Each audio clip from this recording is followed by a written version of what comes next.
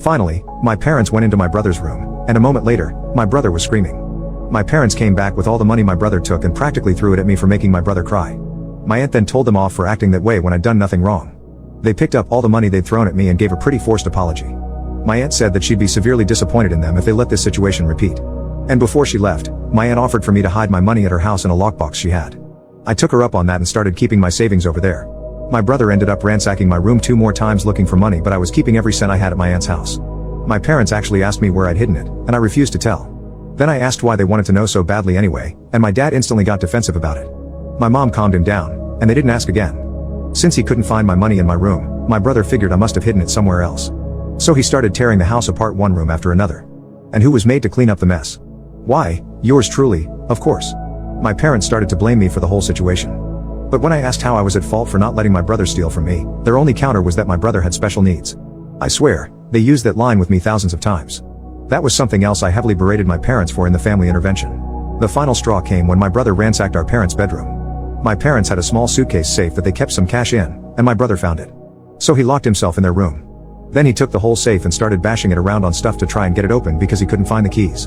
By the time my parents were able to get the door open by breaking it open, my brother had destroyed the room. And he never got that safe open. He just sat on the floor clutching it and crying about the money inside it. My dad was so angry that he turned red. And then he actually started yelling at my brother and grounded him, a very rare sight for me to see back then indeed. Then my parents forced my brother to help clean up the mess. After that, my brother never ransacked mine or my parents' rooms looking for money again. But he'd still go rooting around every time he got an idea where my savings might be. So I started acting like I was giving hints by repeatedly going into certain places while he was watching.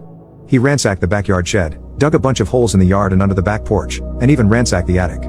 My parents really hit their breaking point with the attic and grounded my brother again. They never figured out I led him on either. My parents did eventually figure out that I was keeping my money at my aunt's house, and they didn't argue with my reasoning for doing it. But either my brother overheard, or one of them spilled the beans to him because the next time we visited my aunt, my brother tried to hunt for the money. But my aunt yelled at him to stop, and my brother would just sit on the floor and cry.